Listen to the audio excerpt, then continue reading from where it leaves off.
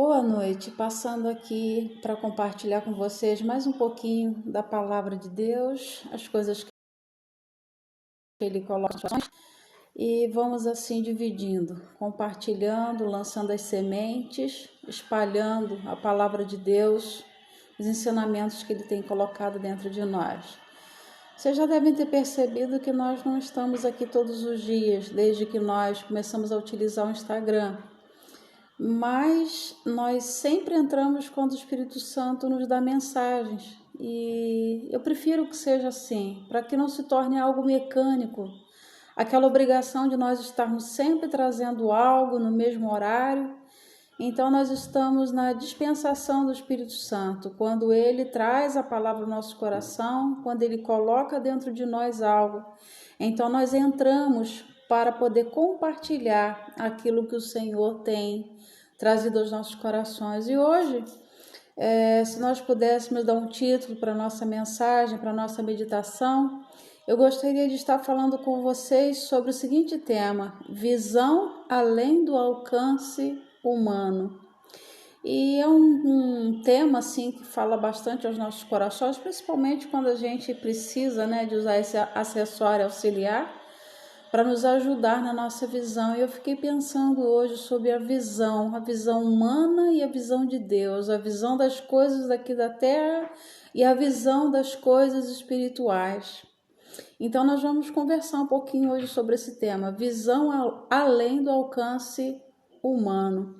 E nós sabemos que a visão, ela faz parte dos 5 sentidos, Nós temos a visão, a audição, tato, olfato e paladar. Então hoje nós vamos falar um pouquinho sobre a visão, mas uma visão que vai além daquilo que os olhos podem ver.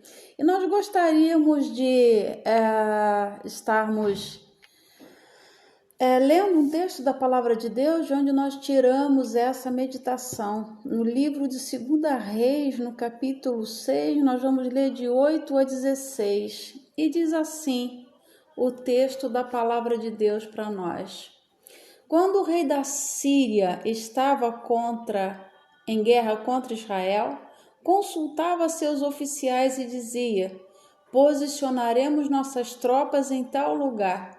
De imediato o homem de Deus advertiu o rei de Israel: não se aproxime de tal lugar, pois os sírios planejam posicionar suas tropas ali. E o rei de Israel mandava um aviso para o lugar indicado pelo homem de Deus. Várias vezes ele advertiu o rei de que ficasse alerta naqueles lugares. Furioso com essa situação, o rei sírio reuniu seus oficiais e perguntou: qual de vocês anda informando o rei de Israel sobre os meus planos? Ó Senhor meu, o rei, não somos nós, respondeu um dos oficiais. Eliseu, o profeta de Israel, revela ao rei de Israel até as palavras que o Senhor diz em seus aposentos. O rei ordenou: vão e descubram onde ele está para que eu mande capturá-lo. Então lhe informaram: Eliseu está em Dotã. Assim, certa noite, o rei da Síria mandou um grande exército com muitos carros de guerra e cavalos para cercar a cidade. Na manhã seguinte, o servo do homem de Deus se levantou bem cedo. Ao sair, viu que havia soldados, cavalos e carros de guerra por toda parte. Ai, meu senhor, que faremos agora? Exclamou o servo. Não tenha medo, disse Eliseu, pois do nosso lado há muito mais do que todos eles. Então Eliseu orou: ó Senhor, abre os olhos dele para que veja. O Senhor abriu os olhos do servo e ele viu as colunas ao redor de Eliseu, cheias de cavalos e carruagens de fogo. Quando os sírios avançaram na direção de Eliseu, ele orou: ó Senhor, faze que fiquem cegos. E o Senhor fez que ficassem cegos conforme Eliseu havia pedido. Nós estamos aqui diante de uma situação bem clássica, Até tendo em vista um ditado que a gente ouve muitas pessoas falando: fulano está olhando, mas não viu, ele está vendo, mas não está enxergando. Mas será que realmente existe alguma diferença entre ver e enxergar? E a gente foi pesquisar um pouquinho sobre isso e vimos que realmente, né, segundo os estudiosos, existem várias diferenças, né, para alguns verbos que a gente usa aqui no português para significar estar vendo, estar olhando, estar vendo, né? Então, esse estudioso, ele falou o seguinte, que existe sim diferença entre enxergar, ver, focar, mirar e olhar. Mas como assim? Tudo está relacionado à visão, né? Porque é com a visão, com os nossos olhos que nós enxergamos, é com os olhos que nós vemos, é com os olhos que nós focamos em alguma coisa, é com os olhos que nós miramos e é com os olhos que nós olhamos. Mas ele faz algumas diferenciações para a gente poder entender. E ele diz o seguinte: enxergar está relacionado com o sentido biológico, e isso é relativo a todos os seres vivos, vida, né? A todos os seres vivos. Nós, como homens, mulheres, seres humanos, né? Os animais enxergam, cada um tem uma forma de visão. Já é dito, né? Que as moscas, ela tem uma visão diferente. Cada animal, ele enxerga de uma forma, mas o enxergar está relacionado, então, aos seres vivos de um modo geral. E esse estudioso, ele disse que ver é um ato cognitivo, é uma ação do cérebro, né? É algo mais profundo e tem a ver com a interpretação pessoal a respeito de algo ou a respeito de algumas pessoas. Ou seja, enxergar, todos nós enxergamos. Eu enxergo, você enxerga, todos os seres humanos, todos os seres vivos enxergam. Mas ver é algo que tem a ver com a interpretação de cada um a respeito de algo. Nós podemos estar enxergando, por exemplo, uma planta e cada um está entendendo aquela planta de um jeito. Então, esse é o significado da diferença. Que tem mais a ver com essa questão íntima, pessoal. Tem a questão do focar. O focar está relacionado ao interesse. Nós podemos estar, por exemplo, todos numa praia. Se o meu interesse for a água, eu vou estar focada na água. Se meu interesse for conhecer pessoas, eu vou estar ali na praia olhando para as pessoas. Se o meu interesse for a natureza, eu vou estar procurando ali na praia tudo que diz respeito à natureza. Se eu gosto de estar ali numa praia curtindo aqueles animais, as aves, os meus olhos vão estar focados nessas coisas. Então, o focar é um enxergar que está relacionado àquilo que me interessa. Ele fala também sobre o mirar. O mirar está associado a atingir o alvo. Eu vou mirar naquilo que eu quero, eu vou me direcionar, eu vou virar o meu olhar para aquilo que eu quero alcançar, para aquilo que eu quero atingir, para aquilo que é o meu alvo, né? A Bíblia diz que o nosso alvo deve ser Cristo, então nós de certa forma devemos estar mirando o nosso olhar em Jesus, olhando para Ele, autor e consumador da nossa fé. Então nesse sentido aí, né, de atingir um foco, se nós vivemos para o Senhor, vivemos, se nós morremos para o Senhor, morremos. Paulo diz isso, então nós estamos mirando em Cristo, o nosso alvo tem sido Cristo, quer seja na vida ou quer seja na morte. Mas ele fala também sobre a visão no sentido de olhar, e ele fala que esse olhar é um movimento ocular, os olhos captando, registrando as imagens. Então eu posso dizer que eu estou olhando para o celular e eu estou olhando para o notebook. E qual a intenção desse olhar? Eu estou movimentando meus olhos a fim de captar uma imagem. Eu estou vendo os textos no computador e eu estou vendo a tela do meu celular. Então aí eu estou olhando, né? Então tem toda essa diferença, mas que muitas vezes assim a gente não dá importância, mas se você for analisar faz todo sentido, porque enxergar, ver, focar, mirar e olhar tem realmente muita diferença. E em cima desse texto aí, uma visão além do alcance humano, eu quero te convidar a ver além daquilo que os olhos físicos estão captando, além daquilo que o teu olhar está focando, mirando, enxergando, vendo. Nós vamos voltar os nossos olhos para coisas espirituais.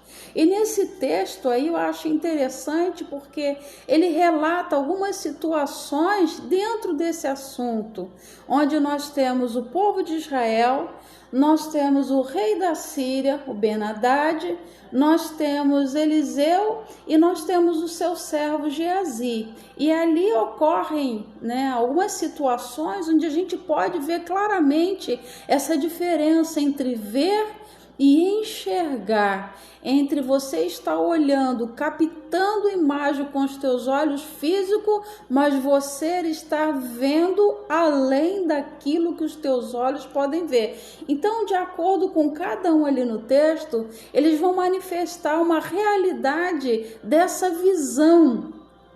E o texto nos fala exatamente sobre isso. Ali estava Israel diante do rei da Síria, Ben-Hadad. Interessante que eu fui procurar saber o que significa Ben-Hadad, E esse bem está relacionado ao nome de pessoas, de indivíduos. É como se fosse um título. E era um título dado aos governadores. Então, os governadores da Síria tinham esse nome Ben, aí depois vem o nome Hadad. E o significado desse Hadad, ele quer dizer Deus da tempestade, Então, quem estava guiando os inimigos do povo de Deus era o Deus dos sírios, Através da pessoa do seu governador ali que estava oprimindo Israel, o Ben-Hadad. E a imagem desse Deus aí da tempestade, cujo significado é o nome do rei da Síria, ele era uma imagem de uma estátua de um homem com raios na mão. E aí a gente depois vai traçar uns paralelos aí. Só prestem atenção nisso que nós estamos falando.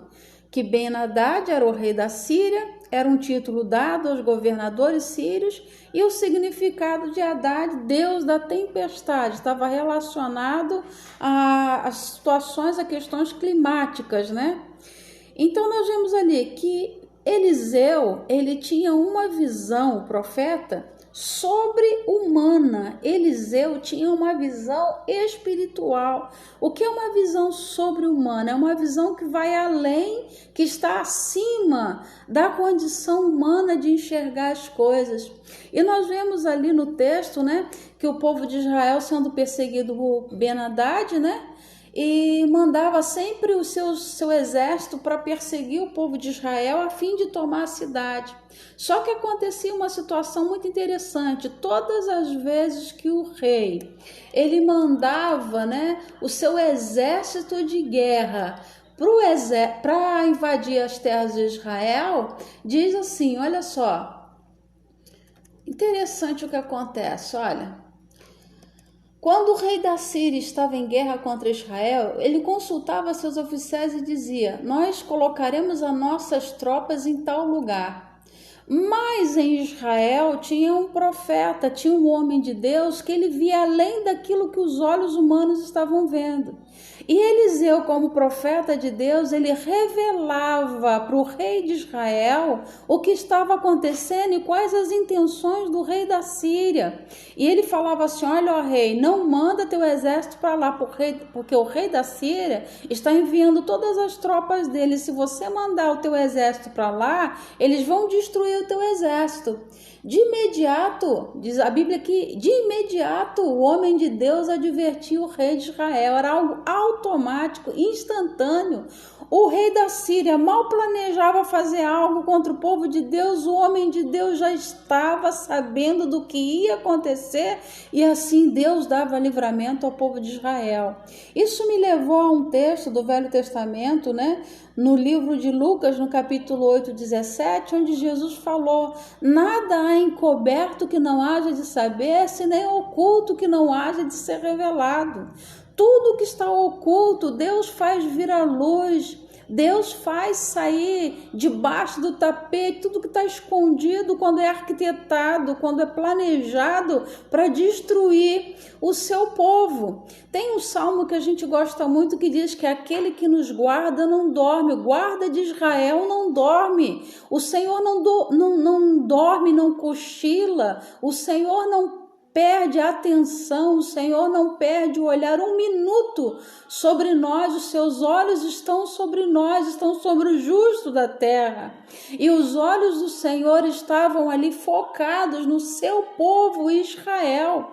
E o interessante é que quando o povo de Israel era avisado através do profeta Eliseu, para que não fossem para determinado lugar, porque o exército inimigo estaria ali, diz a Bíblia que o rei da Síria ficava furioso com essa situação. O rei reuniu seus oficiais e perguntou: quem de vocês está me traindo? Quem de vocês está levando as nossas informações para o rei de Israel? Interessante isso, Ele, como homem, ele imaginava que ele tinha um traidor no meio dele, porque não é possível, alguém do nosso meio está levando as informações, as nossas táticas de guerra, alguém do nosso meio está levando os nossos planejamentos estratégicos para o rei de Israel, porque eles são avisados, todos os lugares onde nós vamos, eles são avisados antes,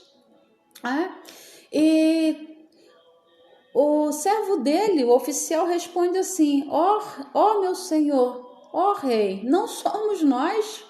Eliseu, o profeta de Israel, revela ao rei de Israel até as palavras que o Senhor diz em seu aposento. Glória a Deus por isso. Prestem atenção. O Deus de Israel revela para eles até as coisas que você diz no seu quarto trancado, dentro das quatro paredes, quando você não tem mais ninguém por perto, quando você não está nem mesmo com os seus soldados, quando você está fazendo o seu planejamento oculto.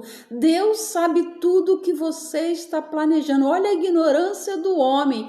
Quem de vocês ficou furioso porque Deus revelava tudo que estava oculto e tudo que estava escondido? E não é diferente hoje. Muitas pessoas, chegam até a duvidar, mas Deus revela, porque Deus sabe tudo aquilo que está no coração do homem. Deus penetra o mais profundo da nossa alma, Deus penetra o interior dos nossos pensamentos, aqueles lugares onde ninguém chega.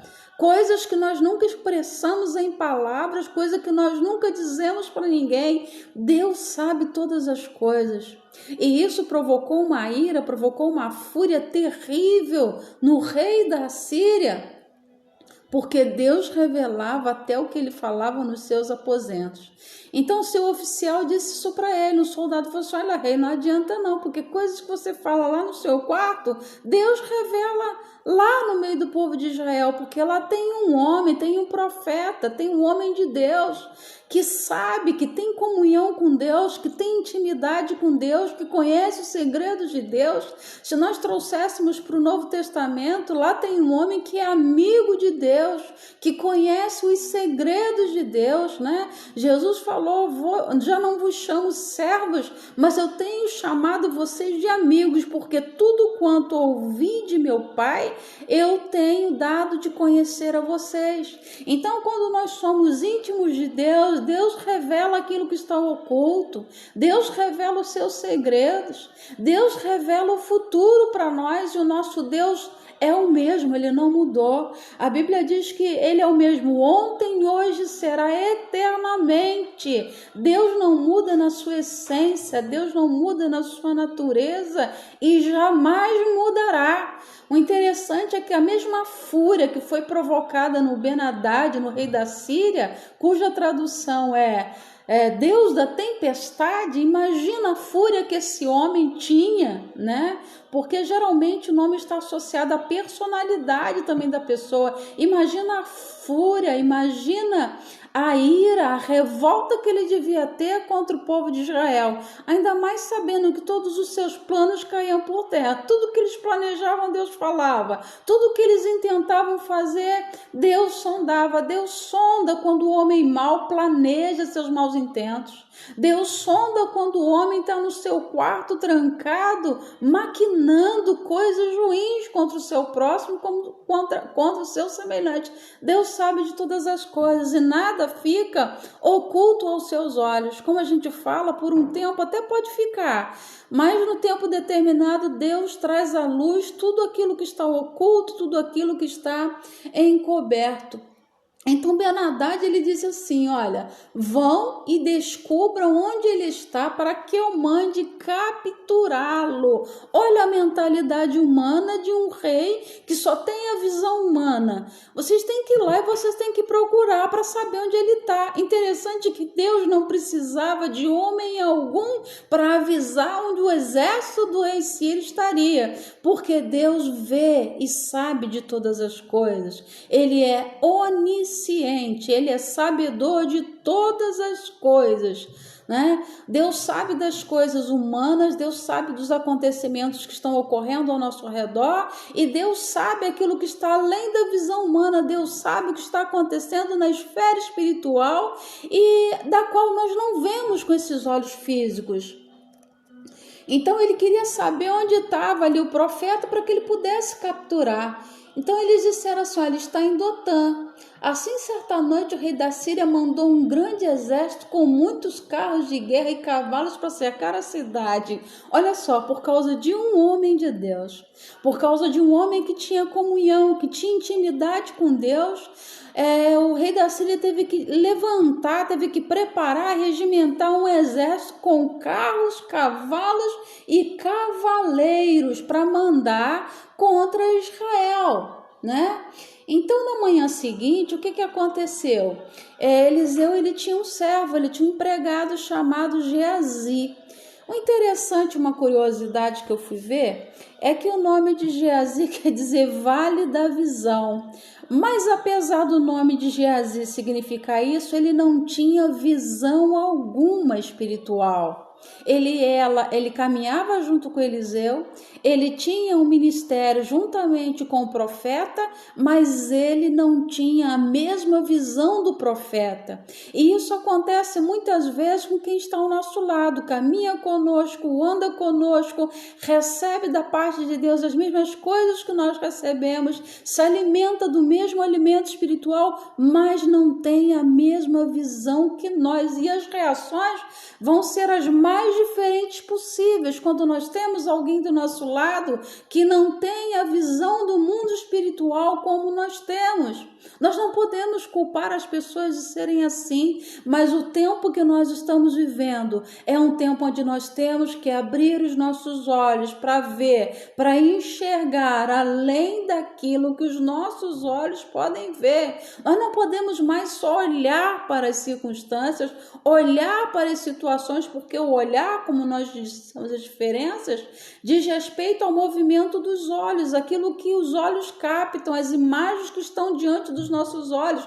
Nós temos que procurar olhar além, porque o inimigo de nossas almas, ele tem um planejamento que vai além da sutileza, vai além daquilo que nós achamos como normal. Então ele planeja toda uma estratégia para nos capturar, para nos pegar, para nos arrancar dos planos e propósitos de Deus, para que a gente não viva, para que a gente não alcança, para que a gente não chega às terras das promessas que Deus tem para nós. Então nós precisamos ver além daquilo que está acontecendo diante dos nossos olhos. Nós precisamos ouvir além daquilo que os nossos ouvidos ouvem naturalmente por parte das pessoas. E interessante que aquele servo ali de Eliseu, então Geazi, né, ele vai para o profeta e ele fala assim: ai, meu Senhor, né? A Bíblia diz que na manhã seguinte o servo do homem de Deus, quer dizer, o servo de Eliseu, se levantou bem cedo. E ao sair, ele viu, presta atenção nos verbos, ele viu que havia soldados, cavalos de guerra por toda parte. E ele disse: ai, meu Senhor, o que faremos agora? Exclamou o servo. Apesar do nome dele significar Vale da Visão, ele não tinha visão nenhuma, porque ele ficou desesperado diante do exército inimigo. E quantas vezes nós estamos assim como servos de Deus? Eu não julgo, nós já passamos por isso, mas quantas vezes o inimigo nos afronta, o inimigo se levanta contra nós trememos de medo, porque nós só focamos o nosso olhar no exército inimigo e a gente não consegue ver além, e nós não estamos sozinhos nessa guerra. Então Eliseu, o profeta, ele faz uma oração, e essa oração foi algo interessante. Ele diz assim para o seu servo, para Geazi: não tenha medo, disse Eliseu, pois do nosso lado há muito mais do que do lado deles. Então Eliseu orou: ó Senhor, abre os olhos dele para que veja. Mas em cima, ali no versículo 15, diz que quando Geazi saiu, ele viu que havia soldados, carros e cavalos e carros de guerra. Mas Eliseu, ele ora pedindo para que Geazi tivesse os olhos abertos para poder ver. Ele viu, mas ele estava com os olhos espirituais fechados e ele não conseguia enxergar, ele não conseguia ver além do obstáculo, além do ataque do inimigo, além do exército do inimigo. E o Senhor abriu os olhos do servo e ele viu as colinas ao redor de Eliseu cheias de cavalo e carruagem de fogo. Aleluia! Eliseu via o que Geazi não estava vendo. E é muito importante nesse momento em que nós encontramos em guerra e nós temos uma guerra travada contra nós, onde o inimigo de nossas almas, ele quer nos destruir, ele quer acabar conosco.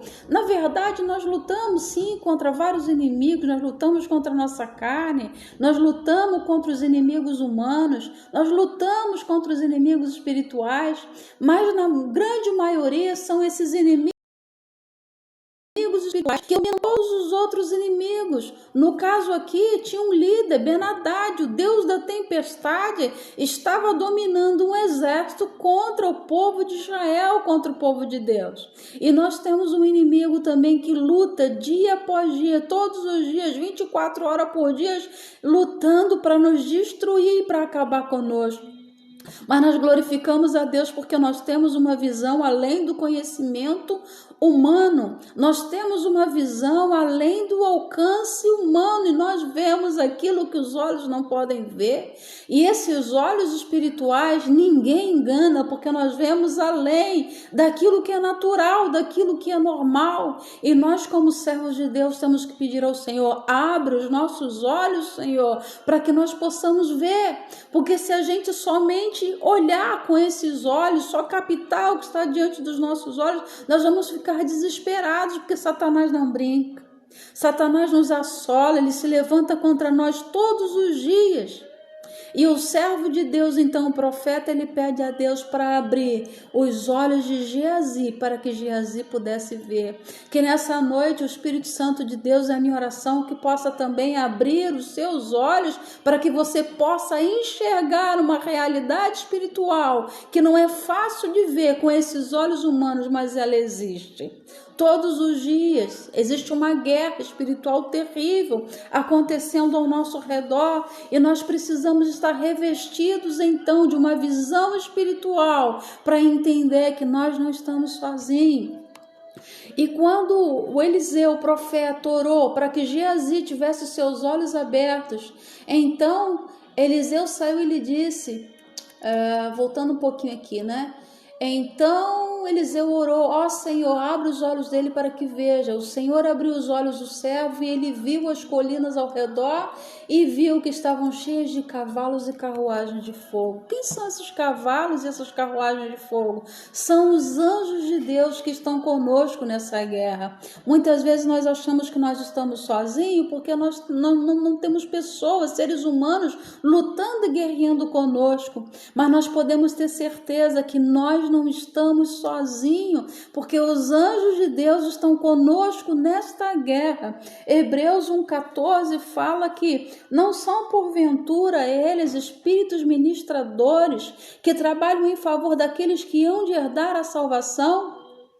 Esses cavalos e essas carruagens de fogo eram a presença dos anjos de Deus ao redor. Os inimigos estavam cercando e sitiando Israel, mas ao derredor estavam os anjos de Deus, ao redor deles, protegendo, guardando, né? Mas só que Geazi só conseguia ver o exército inimigo, ele se sentiu amedrontado, ele se sentiu frustrado. Mas nós, quando temos uma visão espiritual, uma visão além da visão humana, além do alcance humano, nós não nos desesperamos, porque nós sabemos que conosco está um grande exército. O anjo do Senhor acampa-se ao redor daqueles que o temem, os livra. Os anjos estão aqui na terra agindo debaixo de uma ordem superior, debaixo da ordem de Deus, mas eles estão aqui para nos servir. Então, debaixo das nossas palavras, das nossas ordens, eles agem a serviço de Deus e em nosso benefício. E ali estava guardando e protegendo Israel. O guarda de Israel estava ali através do seu exército. A Bíblia fala que o nosso Deus é o Senhor dos exércitos, o Rei das batalhas, o poderoso Senhor. O Senhor dos exércitos está conosco, o Deus de Jacó é o nosso refúgio. Mas Eliseu ali, tão cru ainda no ministério, tão novo, não conseguia ver o que o profeta mais antigo, com intimidade com Deus, já estava enxergando. E às vezes, quando a gente não consegue enxergar essa realidade espiritual, nós precisamos estar com alguém ao lado que peça a Deus por nós, que interceda por nós e que nos ajude a abrir e ampliar a nossa visão para nós vermos essa realidade espiritual a qual nós não enxergamos com os olhos da carne, né? Mas nós vemos aí no versículo 12 uma coisa interessante também, né? O X da questão, né? Deus, ele revela aquilo que os nossos olhos não estão vendo. Deus revela aquilo que está oculto, e é isso que Geazi precisava aprender. Mas isso dependia dele ter comunhão, dele aperfeiçoar sua intimidade com Deus, coisa que ele ainda não tinha, porque o profeta Eliseu já tinha comunhão, já tinha tempo de caminhada, já tinha experiência com Deus, né? Então essa visão, além do alcance, do olhar humano, só é possível quando nós temos comunhão com Deus, quando nós desfrutamos dessa intimidade com Ele. Ele vai revelando as coisas que estão ocultas. A visão, além do alcance humano, ela gera também perseguições. Não pensem vocês que ser dotado dessa capacidade de ver além do que os olhos podem ver vai te livrar de perseguições. Pelo contrário, nós vemos ali que o rei da Síria, ele ficou furioso quando ele descobriu que alguém no meio do arraial do povo de Israel entregava todas as maldades e todo o planejamento estratégico de guerra que ele fazia contra o povo de Israel, né? Então Geazi, ele precisava aprender que através da oração os seus olhos poderiam ser abertos não só para aquela experiência, mas para toda a vida, né? Porque ali foi um momento onde os olhos dele estavam focados no inimigo e Eliseu vem e fala assim, peraí, não é o que os teus olhos estão vendo, olha só, tem algo a mais, tem algo além que os teus olhos não estão vendo, maiores são aqueles que estão conosco, nós não estamos sozinhos. E isso traz fé, traz confiança, traz tranquilidade para o nosso coração.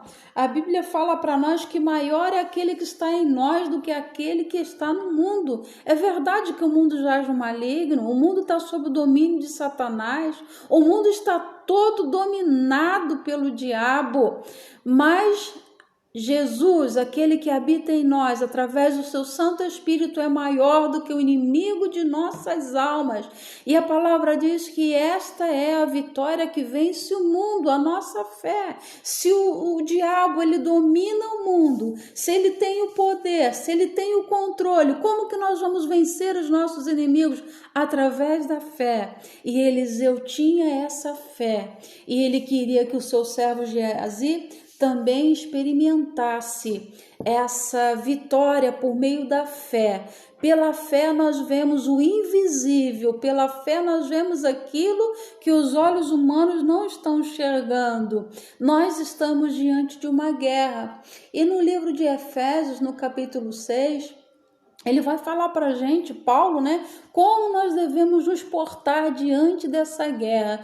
Primeiro, a oração é a arma mais poderosa que nós temos contra o nosso inimigo, porque através da oração, da comunhão com Deus, da intimidade com Deus, Deus vai trazendo ao nosso espírito revelações que os nossos olhos não conseguem ver, até mesmo para que nós possamos entender o porquê do ataque do inimigo contra as nossas vidas.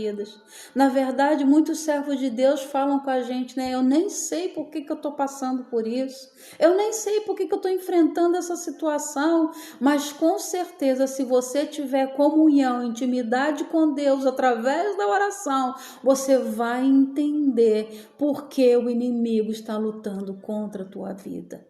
Porque Deus tem um propósito para você, Deus tem um propósito para mim, e ninguém persegue homem ou mulher de Deus se Deus não tiver um propósito maior, além daquilo que os olhos humanos podem ver. Porque muitas vezes nós olhamos para algumas pessoas e situações e a gente fala assim, isso daí é descartável, não presta para nada. Eliseu poderia pensar isso a respeito de seu servo Geazi. Ele não está no mesmo nível que eu, ele não pode caminhar comigo lado a lado porque ele não tem as experiências espirituais que eu tenho. Mas Eliseu não pensou assim. Ele orou para que quem estava ao seu lado pudesse ter a mesma visão que ele. E isso nos deixa uma lição. Ninguém é melhor do que ninguém, mas quem já está mais aperfeiçoado espiritualmente deve ajudar aqueles que não estão ou não chegaram a esse nível de entendimento. A verdade é que a gente não pode ficar no meio do caminho.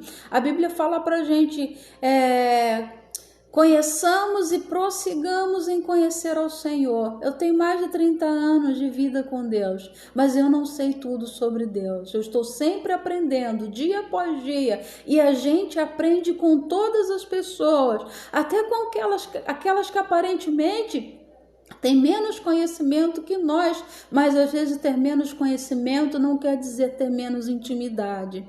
Às vezes as pessoas não têm um grande conhecimento das coisas de Deus, de conhecimento humano, intelectual, que se possa aprender com raciocínio humano, mas elas têm um conhecimento sobrenatural. E Eliseu, ele tinha esse conhecimento sobrenatural, e ele pediu a Deus para que Geazi, seu servo, também tivesse um conhecimento sobrenatural daquele acontecimento aparentemente humano, mas tinha algo por trás de toda essa situação. Efésios 6:10, ele fala assim, a partir do versículo 11, vistam toda a armadura de Deus, para que possam permanecer firmes contra as estratégias do diabo. Como nós dissemos, Ben-Hadad, o rei da Síria, ele tinha suas estratégias contra o exército de Deus, tinha suas estratégias contra o povo de Israel, e nós temos também um inimigo que tem as suas estratégias contra as nossas almas, que tem as suas estratégias para nos destruir. A Bíblia fala que ele veio para matar, roubar e destruir, mas Jesus veio para nos dar vida. Então nós precisamos ter a armadura de Deus. Paulo usa então a imagem, a figura de um soldado romano, com toda a indumentária, com toda a caracterização de um soldado, para dizer como que a gente precisa lutar contra o inimigo de nossa alma, porque ele é estratégico, ele é sutil, ele não vem assim, de qualquer maneira, sem usar estratégia, sem ter argumentos, não, o diabo vem muito preparado, e nós precisamos estar então com a armadura de Deus para resistir contra essas estratégias do diabo. E o versículo 12 diz, pois nós não lutamos contra inimigos de carne ou sangue, como eu disse. A nossa carne é a nossa inimiga, tem pessoas que são nossos inimigos, mas tem o arqui-inimigo, que é Satanás, que é o líder-chefe, o líder de todos os nossos inimigos que está acima nas regiões celestes, arquitetando tudo quanto é coisa ruim contra as nossas almas. Isso é uma realidade, os nossos olhos não veem. E a Bíblia fala que a luta não é contra carne e sangue. Na verdade, a gente muitas vezes não consegue enxergar que quem está usando a pessoa que está diante de nós de carne e sangue é o próprio inimigo de nossas almas. E muitas vezes a gente guerreia de forma errada, a gente entra na guerra sem as armas próprias, porque a gente quer lutar contra a pessoa.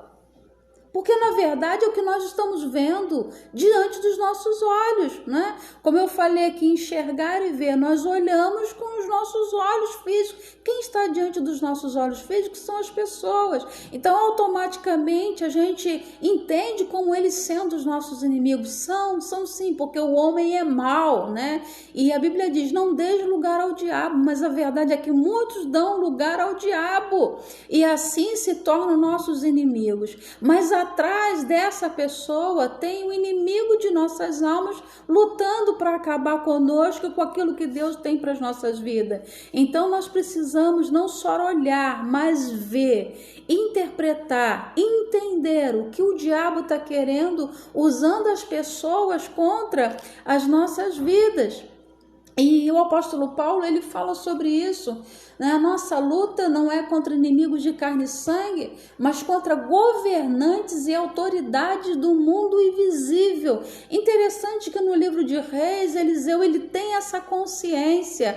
Geazi, ele só via o governador humano, ele só via Ben-Hadad, ele só via o rei da Síria, mas Eliseu via além do que os olhos humanos estavam vendo. Eliseu via além do governador humano, ele via uma entidade espiritual, ele via quem estava acima daquele governador. Na realidade, ele via qual era a luta contra o povo de Deus, que não era somente no plano físico, somente no plano terrestre, mas existia uma guerra espiritual. Então Eliseu, pela intimidade com Deus, ele entendeu que não era apenas o rei da terra, o governador da terra lutando contra eles. E Paulo fala, não é contra governantes, mas a nossa guerra é contra autoridades e governantes do mundo invisível. Por isso temos uma visão além do alcance humano. Nós precisamos ver que a nossa luta é contra principados, potestades, né, que atuam nas regiões celestes. E aí eu traço um paralelo com Ben-Hadad, porque nós falamos que o significado de Hadad é Deus da tempestade. As tempestades ocorrem nas regiões celestes, ocorrem nos ares, e nós temos um inimigo que guerreia também nas regiões celestes contra as nossas vidas, contra as nossas almas. Eles estão atentos a tudo que acontece ao nosso redor, tudo que nos acontece em sociedade, tudo que nos acontece em grupo, tudo que nos acontece em comunidade.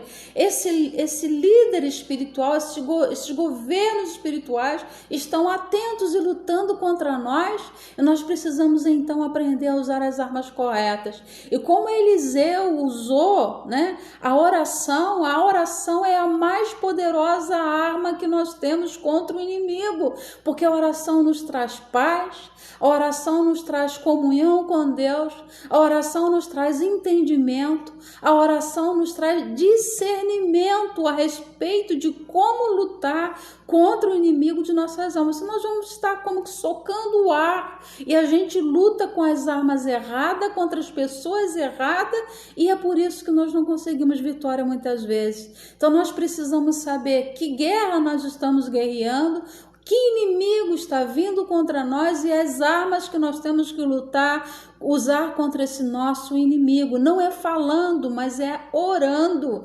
Não é reclamando, mas é dobrando os nossos joelhos. E o que a gente não consegue resolver falando, a gente consegue resolver orando, porque quando a gente ora, a gente movimenta um exército espiritual. Assim como Eliseu falou para Geazi, olha, maiores são os que estão conosco. E quando Geazi teve seus olhos abertos, ele viu que as montanhas estavam cercadas por cavalos e carruagens de fogo. Nós temos cavalos e carruagens de fogo ao nosso redor para nos guardar, para nos livrar, para nos proteger, mas é preciso que a gente tenha essa visão além do conhecimento humano. E Paulo vai continuar falando lá no livro de Efésios, no capítulo 6, no versículo 14, assim mantenham sua posição, colocando o cinto da verdade e a couraça da justiça, cinturão da verdade. O cinturão era atravessado no corpo do soldado e ali eles colocavam as suas espadas, né? E diz ali que a gente tem que ter o cinto da verdade, ou seja, deve estar colado em nós a palavra da verdade. Santifica-os na verdade, a tua palavra e a verdade. Então nós devemos estar revestidos, nos santificando. A oração, nós devemos nos santificar através da palavra, do conhecimento da palavra, da leitura da palavra, do exercício da palavra, da prática da palavra, e colocar sobre nós a couraça da justiça, ou seja, a couraça é aquilo que protege o nosso peito, é aquilo que protege o nosso coração. Sermos justos, nós temos que pregar a palavra, pregar a verdade e sermos justos. É uma forma que nós temos de nos proteger contra os ataques de Satanás, porque onde tem justiça, você está fazendo tudo correto, você está fazendo tudo certo, e se não tem brechas na sua vida, não tem por que ter ataque, né? Se nós estamos guardados pela palavra da verdade, santificados na verdade, o inimigo pode até tentar contra as nossas almas, mas ele vai ter que bater em retirada em nome de Jesus, porque ele olha para nós, ele vem com os seus dados inflamados e ele encontra o cinturão da verdade e a couraça da justiça. E ele diz que nós temos que usar como calçados, né? Como calçados, usem a paz das boas novas para que estejam inteiramente preparados, ou seja, calçados a gente usa nos pés. Onde a gente vai andando, a gente vai pregando a paz, a gente é um pregoeiro da paz, a gente vai anunciando a paz. A Bíblia fala para a gente, bem-aventurados pacificadores, porque eles serão chamados filhos de Deus. Muitas guerras poderiam ser evitadas, a gente poderia afastar muitas vezes o inimigo de nossas almas se nós tivéssemos os nossos pés calçados com o evangelho da paz. Se nós pregamos a Cristo, o príncipe da paz, os nossos pés têm que ser calçados no evangelho da paz. Onde a gente anda tem que haver paz, onde a gente chega tem que levar paz. Os nossos passos têm que ser aqueles que conduzem a paz de Deus até as pessoas que estão em guerras interiores e em guerras em sociedade. Nós temos que ser pregoeiros da paz. E isso é uma arma também contra o nosso inimigo. Quando esperam que você grite, você se cala. Isso não é ser bobo, não é ser estratégico. E voltando aqui, né? Parece que teve uma queda aí. Em todas as situações, levantem o escudo da fé para deter as flechas. Ou seja, a fé é uma arma de defesa. Nós devemos usar a fé. Se o diabo vem contra nós, é com a nossa fé que a gente vai vencê-lo, a gente vai derrotá-lo. Ele pode até vir, mas nós temos a certeza, a convicção, a fé de que maior é aquele que está em nós do que aquele que está no mundo. Então nós cremos naquilo que está escrito na palavra. Muitas vezes nós ficamos com medo porque são muitos os que nos perseguem, são muitos os que se levantam contra nós, são muitos os que nos caluniam, são muitos os que inventam mentiras a nosso respeito.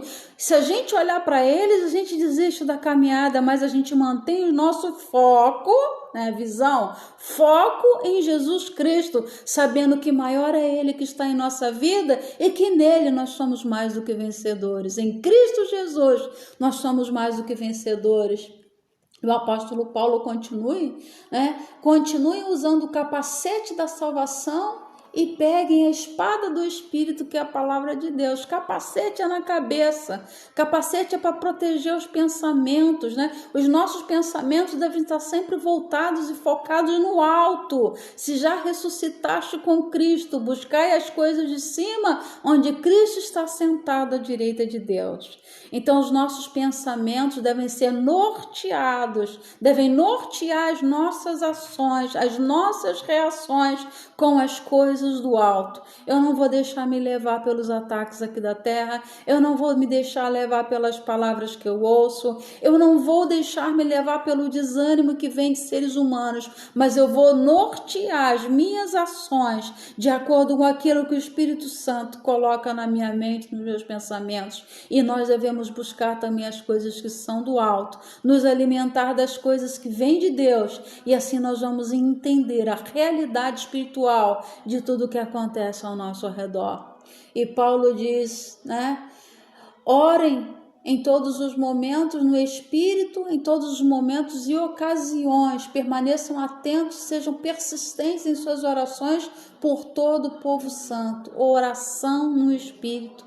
Nem sempre a gente vai poder estar parando, tirando um tempo para orar, porque a vida é corrida, nós trabalhamos, né? Nós temos nossos afazeres, cada um tem suas atividades diárias, mas a oração no Espírito nos permite estar em todo o tempo ligados com Deus, através do seu Santo Espírito, né? A Bíblia diz que o Espírito, na verdade, está pronto, mas a carne é fraca. Então, nós precisamos mortificar a nossa carne, ficar mais ligados em Espírito, né? Com os olhos em Deus, para que a gente possa vencer as astutas ciladas do inimigo. Sejam persistentes em suas orações, perseverar em oração. A gente não pode esmorecer. O diabo vem contra nós, e uma das coisas que ele mais faz é com que a gente desanime e pare de orar. Nós não podemos parar de orar. Nós devemos continuar orando, mesmo que os nossos olhos não estejam vendo resposta, mesmo que os nossos olhos não estejam vendo nada acontecendo, mesmo que os nossos olhos, Deus, esteja em silêncio e nada esteja realmente se movimentando em nosso favor. Nós devemos ser persistentes na oração, porque através da oração nós sempre veremos a esperança que o Espírito de Deus nos leva, nos conduz, e ele faz com que a gente mergulhe nessa esperança que vem do alto, não vem aqui da terra. Nós precisamos desta visão. A palavra de Deus diz em 2 Coríntios 10:4, que as armas da nossa milícia não são carnais, mas poderosas em Deus para destruir as fortalezas. Nós temos um general, nós fazemos parte de um exército, nós somos soldados desse exército de Cristo, mas nós temos um exército inimigo lutando contra nós o tempo inteiro, e nós temos um governador espiritual que orienta esse exército das trevas contra as nossas vidas, e nós precisamos entender que as nossas armas não são carnais. A gente não usa as armas da terra, a gente não usa as ferramentas humanas, a gente não usa as estratégias humanas, mas a gente tem que usar todas as armas espirituais para combater principados e potestades, toda a força do maligno que se levanta contra nós. Aleluia! E quando a gente aprende a usar essas armas, a gente nunca mais quer usar as armas da terra, porque as armas espirituais, elas têm eficácia, elas têm poder, elas são poderosas em Deus, como diz o texto, para destruir tudo aquilo que vem do diabo contra as nossas vidas. 1 João 4, de 4-6, vai dizer que maior é aquele que está em nós do que aquele que está no mundo. Não importa quem são os nossos inimigos, não importa a quantidade dos nossos inimigos, importa é saber e crer que além dos inimigos que os nossos olhos podem ver, o Senhor dos exércitos está conosco, e o Deus de Jacó é o nosso refúgio. E assim como Deus deu livramento ao seu povo Israel, Deus é poderoso para nos livrar, Deus é poderoso para nos guardar, e Deus é poderoso para abrir a nossa visão para que enxerguemos e que possamos ver além daquilo que os nossos olhos humanos estão vendo. Que Deus te abençoe, que Deus te guarde, que Deus te proteja, que o Senhor nesta noite possa abrir os teus olhos espirituais, que você não enxergue mais nada do que te acontece de forma natural, olhando com esses olhos físicos, mas que você possa ver com os olhos espirituais que Deus tem te dado. Que o Senhor te abençoe e te guarde, e que o Senhor faça resplandecer o seu rosto sobre ti e tenha misericórdia de ti. Que o Senhor sobre ti levante o seu rosto e te dê a paz. Que Deus traga essa paz para o seu coração, para a sua mente, e que Ele te dê um entendimento de que você necessita para vencer as guerras que estão diante de você. O Senhor dos Exércitos está conosco, e o Deus de Jacó é o nosso refúgio. O Senhor é a minha luz e a minha salvação. A quem temerei? O Senhor é a força da minha vida, de quem me recearei? E assim como Eliseu falou para Geazi, não tenha medo. Eu falo para você, não tenha medo, se levanta, erga ao alto o teu olhar, erga o teu clamor ao céu, porque se o Senhor é a tua luz, quem poderá lutar contra você? Se o Senhor é por nós, quem será contra nós? Que Deus te abençoe em nome de Jesus. Obrigada por estar nos assistindo e se sentir o desejo, compartilhe com alguma pessoa, com algum amigo seu, essa palavra para que possa edificar e fortalecer também outros corações. Deus te abençoe.